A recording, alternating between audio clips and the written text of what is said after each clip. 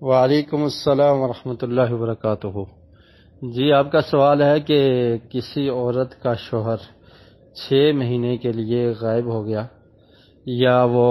گم ہو گیا یا کسی دوسری جگہ پر چلا گیا، اس کا پتہ نہیں ہے،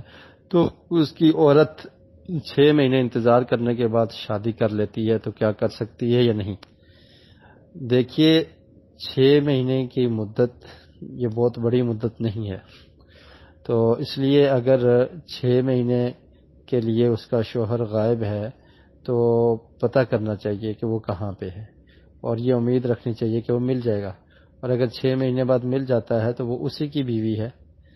الا یہ کہ کوئی عدالت یا کوئی قاضی صاحب یہ فیصلہ کر دیں کہ وہ جو اس عورت کا شوہر ہے وہ آدمی اب زندہ نہیں ہے، فوت ہو چکا ہے، اور اس کو فوت کے حکم میں شامل کر دیا جائے، اور پھر عورت کو یہ اجازت دے دی جائے کہ وہ کہیں اور نکاح کر سکتی ہے، تو یہ ایک صورت بنتی ہے۔ ورنہ صرف 6 مہینے کے بعد کہ خامند کا پتہ نہیں ہے تو فوری کسی اور سے نکاح کر لینا بغیر کسی فیصلے کے، بغیر کسی کو بتائے، بغیر کسی عدالت میں جانے کے، تو یہ درست نہیں ہے۔ تو اگر کسی نے اس طرح 6 مہینے انتظار کرنے کے بعد آگے نکاح کر لیا ہے تو اس کا خامند یعنی پہلے والا خامند واپس آ جاتا ہے، تو پھر یہ پہلے خامند کی ہی بیوی ہوگی، دوسرے نکاح کو ختم کیا جائے گا۔ تو گم شدہ جو آدمی ہے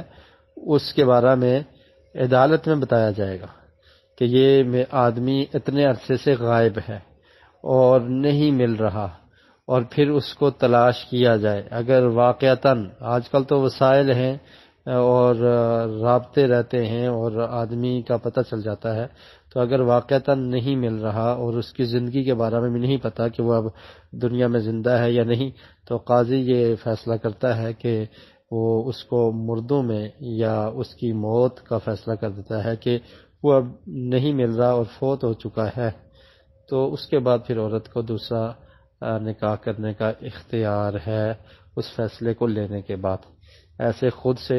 کچھ عرصہ انتظار کر کے آگے نکاح کر لینا یہ درست نہیں ہے۔